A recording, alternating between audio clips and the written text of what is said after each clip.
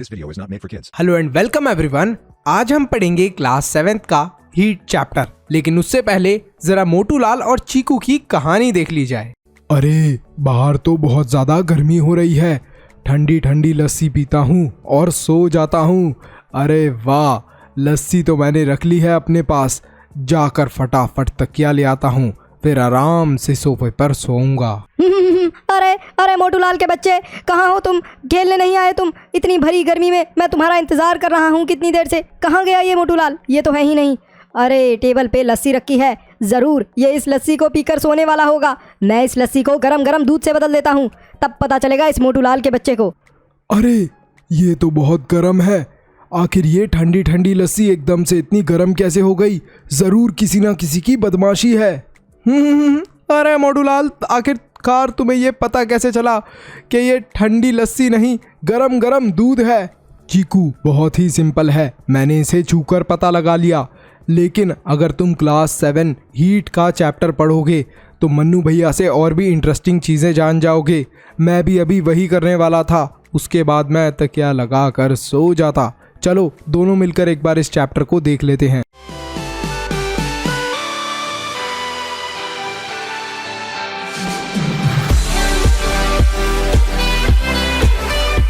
Hot and cold, कोई चीज़ कितनी गर्म है या फिर कितनी ठंडी है, यह हमें कैसे पता चलेगा? Bye its temperature. तो किसी भी चीज़ की हॉटनेस या कोल्डनेस को जानने के लिए हम लोगों को उसका टेम्परेचर पता होना चाहिए।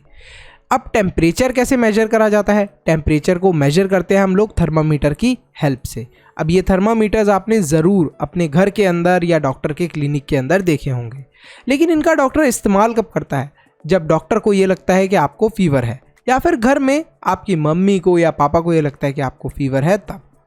मेजरिंग टेम्परेचर, टेम्परेचर को हम लोग मेजर किस तरीके से करते हैं? हमें पता चला कि मेजर तो हम लोग थर्मोमीटर से करते हैं, लेकिन थर्मोमीटर्स भी 2 टाइप के होते हैं।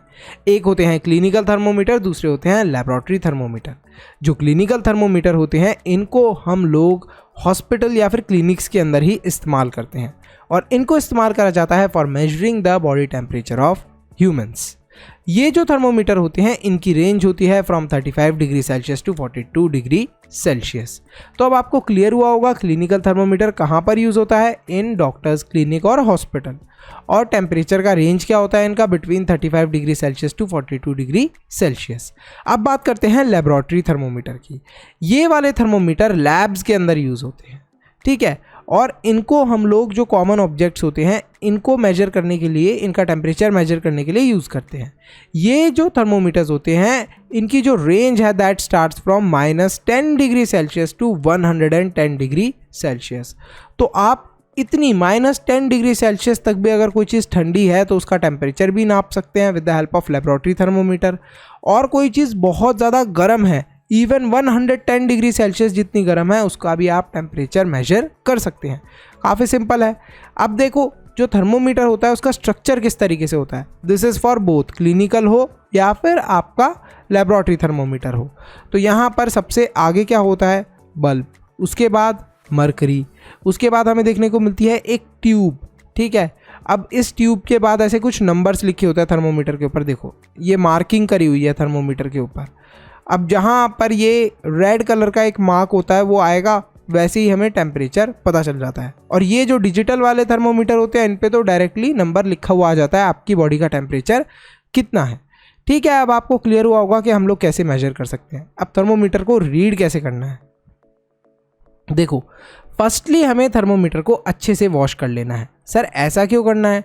देखो वॉश इसलिए करना है, मान लो आपको फीवर है और आपको फीवर है और आपका ही थर्मोमीटर किसी और पर्सन को दे दिया जाता है यूज़ करने के लिए।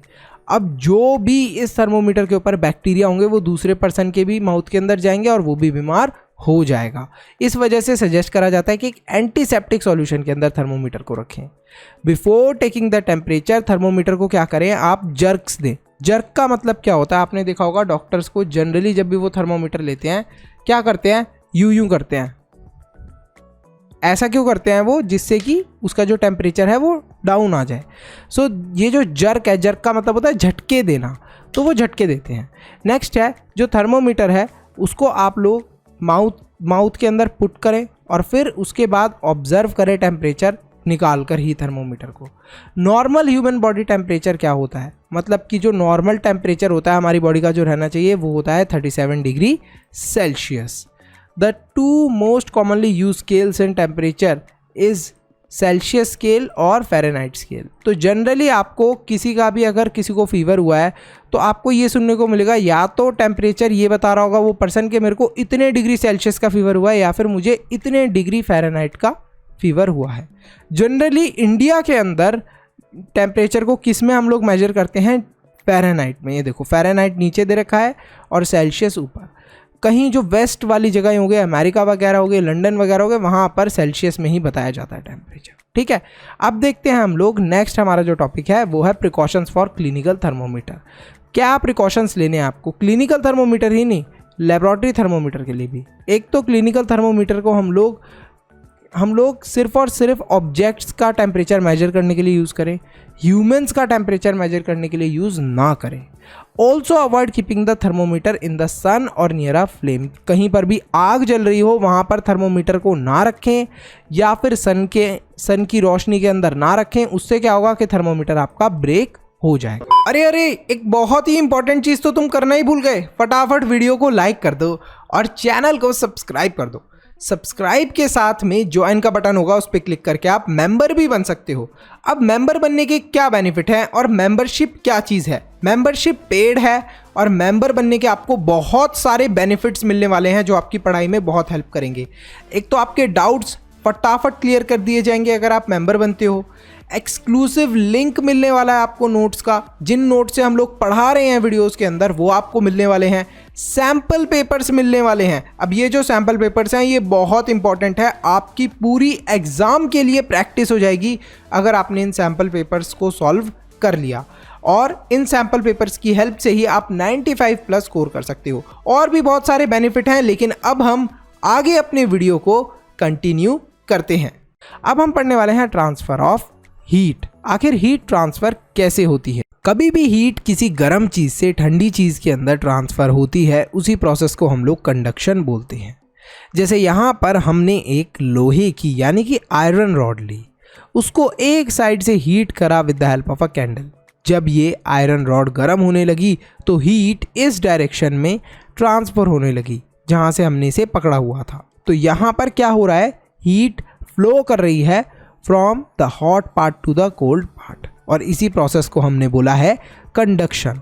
कुछ ऑब्जेक्ट्स ऐसे होते हैं जो कंडक्शन शो करते हैं, लेकिन कुछ ऑब्जेक्ट्स ऐसे होते हैं जो अपने अंदर से हीट को ट्रांसफ़र नहीं होने देते।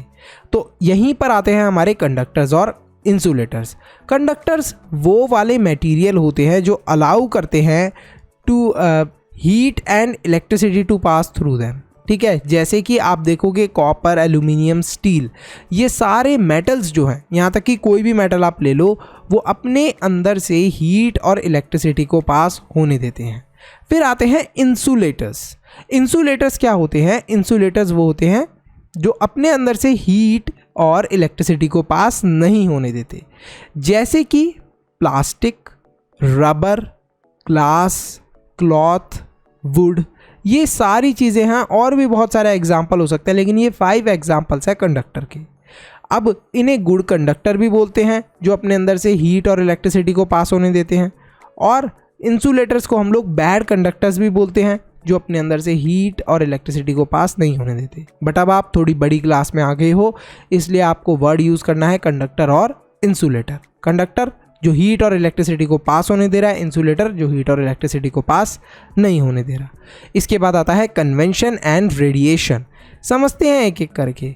कभी भी अगर हीट का ट्रांसफ़र होता है लिक्विड या गैसेस के अंदर तो वो होता है with the help of convention. तो यहाँ पर आप देख सकते हो कन्वेंशन को with the help of a diagram, कैसे हीट जो अर्थ में थी वो ट्रांसफ़र हो रही है ऊपर की तरफ। तो ऊपर की तरफ ट्रांसफ़र हो रही है, तो ऊपर क्या है, एयर है। So this is known as convention. अच्छा, रेडिएशन के अंदर क्या होता है, transfer of heat by radiation requires no medium. इसको किसी भी चीज़ की ज़रूरत नहीं होती जब भी रेडिएशन से हीट ट्रांसफ़र होती है। जैसे यहाँ पर सन है, सन की जो हीट है इट इज़ रेडिएशन। ये कहाँ से आ रही है, सूरज से सीधे अर्थ के पास आ रही है। ठीक है, तो इसीलिए हम लोग सन की रेज़ को बोलते हैं रेडिएशन। अब आता है हमारा sea breeze and land breeze. Sea breeze का मतलब क्या होता है? मतलब समुंदर की हवा। सी ब्रीज का तो मतलब यही हुआ, लेकिन ये सी ब्रीज साइंस के अकॉर्डिंग क्या है? देखो, जब भी विंड ब्लो करती हैं from sea towards the land, उसे ही हम लोग सी ब्रीज बोलते हैं। अच्छा, ऐसा कब होता है कि विंड जो है वो सी से लैंड की तरफ फ्लो कब करती हैं? ड्यूरिंग डे टाइम, सुबह के समय। ऐसा क्यों हो रहा होता है? बिकॉज जो हमारा ये वाटर है, जहाँ पर सी है वहाँ पर ठंडी हवा होती है और हमारे लैंड के ऊपर गर्म हवा होती है। तो अब आपको पता है कि hot air always stays up और cold air always stays down. तो ये जो ठंडी हवा है ये नीचे की तरफ आ रही होती है और जो हॉट एयर ये होती है ये समुंदर के ऊपर जा रही होती है। During the day time the land in the coastal area gets heated due to sun's radiation. The sea also gets heated, however it takes more time to heat it up the land. Hence the air above the land gets heated faster than the air above the sea. The hot air from the land rises above as it is lighter, and the cool air from the sea being heavier takes its place. This results in sea breeze. तो sea breeze के अंदर simply क्या होता है? The winds blowing from sea towards the land is called sea breeze. और क्या बोलेंगे हम लोग? ये लास्ट वाला हमारा एग्जाम्पल, ठीक है, क्योंकि यहाँ पर रिप्लेसमेंट हो रहा है हवाओं का। अब फिर आती है लैंड ब्रीज। लैंड ब्रीज कब होती है? During night time. अच्छा, लैंड ब्रीज के अंदर क्या हो रहा होता है? The wind is blowing from land towards the sea, और इसे ही हम लोग बोलते हैं लैंड ब्रीज। कहाँ से कहाँ पर विंड फ्लो कर रही है? फ्रॉम द लैंड टूवर्ड्स सी, ठीक है, लैंड से मतलब ज़मीन से समुंदर की तरफ ये विंड जा रही है। देखो, हॉट एयर थी यहाँ पर, हॉट एयर को किसने रिप्लेस करा? कोल्ड एयर ने। ये कोल्ड एयर आ गई हॉट एयर की जगह और हॉट एयर अब कोल्ड एयर वाली की जगह पर चली गई। तो इसी तरीके से यहाँ ऊपर हुआ था, ऐसा ही यहाँ हुआ था। लेकिन सर इसको याद कैसे रखें? लैंड ब्रीज देखो हमेशा नाइट टाइम में होती है, सी ब्रीज हमेशा मॉर्निंग टाइम में होती है, ठीक है। अब यहाँ पर विंड कहाँ से ब्लो कर रही थी? From sea. यहाँ पर विंड कहाँ से ब्लो कर रही थी? फ्रॉम लैंड टूवर्ड्स द सी।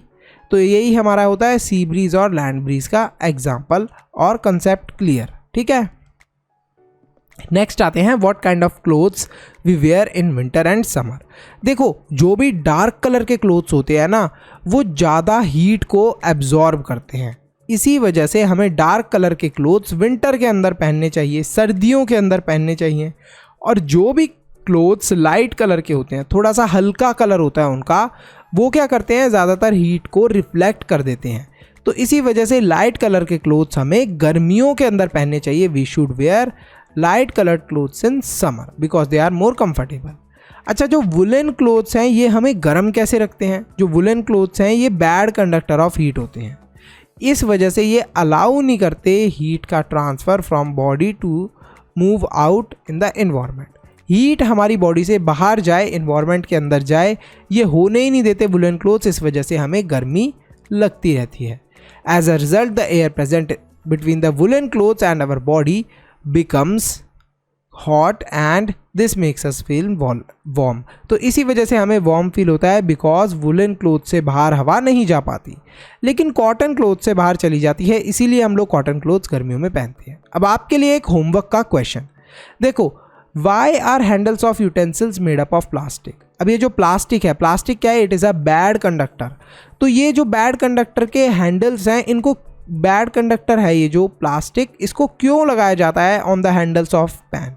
तवा के बैक में देखा होगा आपके, कोई पैन होगा, कढ़ाई होगी, उसके बैक में आपने ज़रूर ऐसे देखे होंगे।